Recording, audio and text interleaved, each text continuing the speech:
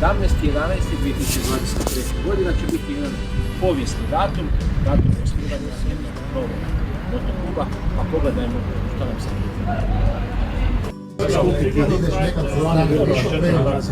Ovo naš gradonačelnik. Gradonačelnik naš.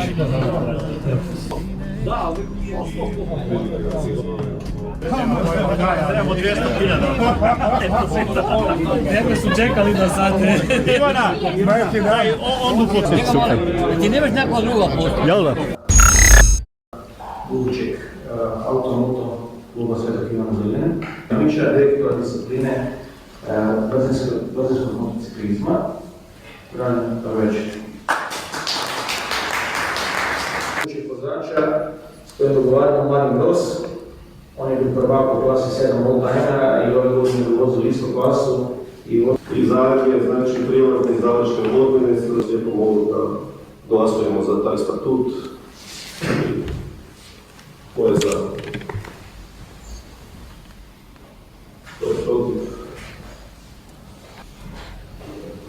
Poštovano radno predsjedništvo, poštovane dame i gospodo, dragi ljubitelji auto i motosporta, prije svega sve vas najsrdačnije pozdravljam u ime grada Svetog Ivana Zeline. Sretno.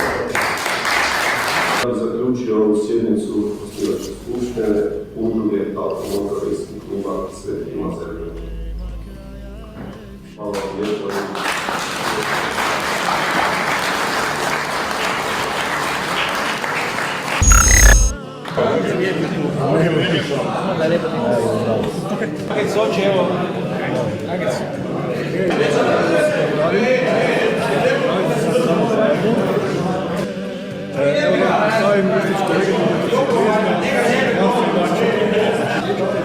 Meni bili, da kažem, generalni sponzor za moj klub. u hrvatskom motociklizmu i šire nešto znači da se idemo gospodinu Zdravku Veljaka koji je upativo glavnu zvijezdu Marina Grosa, koji je ovaj motocikl vozio i u Novoj Rači. Govorili su, baš me veseli. Evo, tebi ćemo svi se zapaliti na ovom gostoprimstvu i veliki pozdrav za sve pratitelje Moto38. Prvenstvo Zagorja, otvorena Zagorska liga, ima svog prvaka, to je naš Borna Bašić, on je vozio u klasi MX2, pretpostavljam. Dobro, Borna, evo, mi ti želimo puno sreće i da osvojiš bar još 10-ak prvenstava sa motociklom u motocrossu za ovaj.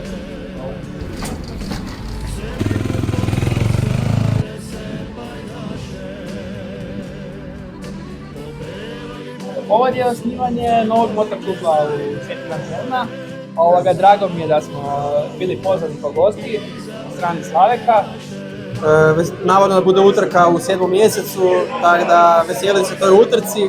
Opet dobro rezultat. Hvala bih sretno. Hvala i vama. Ništa, hvala.